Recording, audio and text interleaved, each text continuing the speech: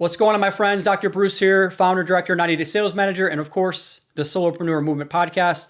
Every single week, I come into your life with some kind of motivation, some kind of inspiration, maybe more importantly, some kind of strategy to help you in your sales, your service, your marketing, and your mindset. And today, I want to focus on how to create a dominant sales focus. You know, I specialize in coaching commoditized salespeople, especially newer ones. And so many different times I talk to new salespeople and they don't know how to set a goal.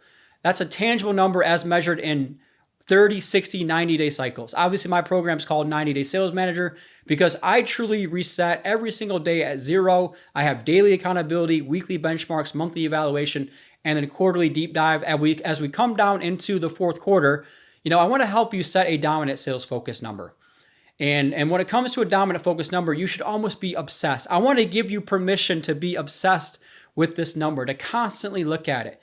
And just understand, why is it important? It's because it helps you go out there and achieve your goals. When I start coaching newer people, I have a goal to help them get to a level to where they need to hire an assistant, right? So it's like you're a solopreneur, sure, but I want to help you get to the point to where you have to hire an assistant to handle all this incoming demand, or to help you with your operations, or to help you with your marketing. All right. So when it comes to setting this number, most people just set obscure numbers. I want to go make $100,000 or $150,000 or $250, right? And the reality is we need to help you really break down what are your expenses. What is it going to require for you to go out there and consistently hit this number? Are you doing paid advertising? Are you hosting events, right? There's a lot of different parts that goes into reaching your sales number.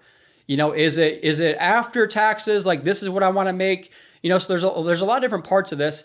So the exercise that I implore you to do going into the fourth quarter is to really look at, where is your current business coming from? How much incoming demand do you currently have for your time, your energy, and your resources? So if you're in your first year in the business, you don't really have benchmarks to compare your numbers off of. So a lot of times I'll say this exercise like, hey, if you've been in the business for 5 years, the easiest way for you to set a dominant sales focus for the fourth quarter is to look back over your fourth quarter numbers from a year before and the year before that. And then maybe you take the average and you say, you know what, this is the average production that I have for October, for November, and December. And I want to really go out and I want to grow that by 10%. Or I want to be in hyper growth where I grow that by 50%, right? So that's an exercise that you can do. However, if you don't currently have a number, a benchmark to go off of, and we all are at different seasons, right? So if you're brand new, you might not have that number. We're all in different industries. So I know the real estate industry might not be as hot as the second quarter or the third quarter. Same thing with the mortgage industry, right? So there's a lot of different variables that goes into this. And so that's why understanding how to set this number is vital. So number one, I recommend that you have an accountant, a CPA, a financial advisor, somebody in your life that you sit down with quarterly to go over these numbers. All right. The purpose of any business is to drive revenue. Otherwise, you don't have a business, you have a hobby. And I think a lot of us get confused by that. All right. So what is that dominant focus number? Sit down with a professional.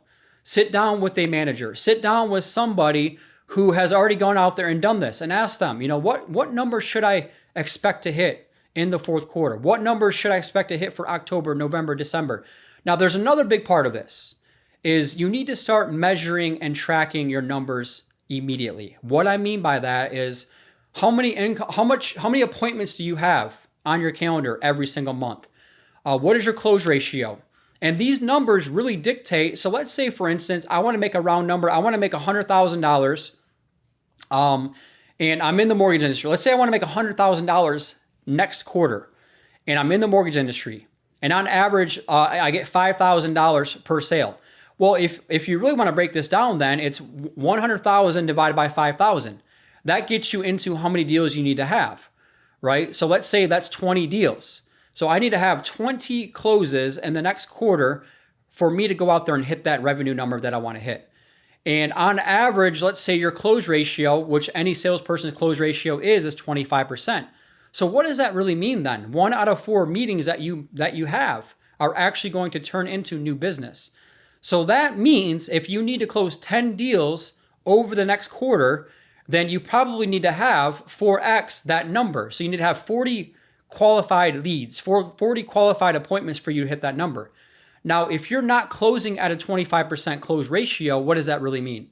Then you need to have a whole lot more than that. Okay. Or if you're closing better than that, let's say you have a 50% close ratio instead of 25% close ratio, then instead of 50 meetings, you need to have 25 meetings. So you can see how once you start breaking down and measuring and tracking how many leads come in, what is your close ratio? What is your appointment set ratio? What is your appointments conducted ratio? These are all important things for you to start building into your system right now as a sales professional. So set your dominant sales focus number for the fourth quarter and work backwards from that picture. I like to set two different types of numbers. I have my non-negotiable number, where if I'm not consistently hitting that number, I almost have to fire my own self. And then I have my dream number.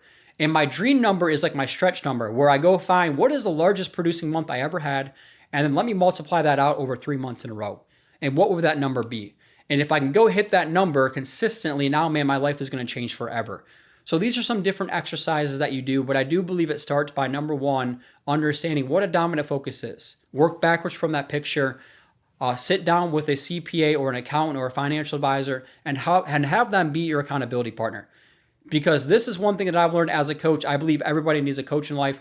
Salespeople who consistently seek out accountability and sit down with a coach or a mentor or an advisor out-earn those that don't 95% more, because they're consistently meeting on it, right? It's much more likely for you to sit down and meet on your goals and hit those regularly if you sit down with somebody who has that skill set with you. So for the fourth quarter, what is your dominant sales focus number? Look back at your last year's fourth quarter, or sit down with your mentor or a manager and really figure out what is the number that you want to hit consistently over these next 90 days to help you go out there and live the life that you want to live.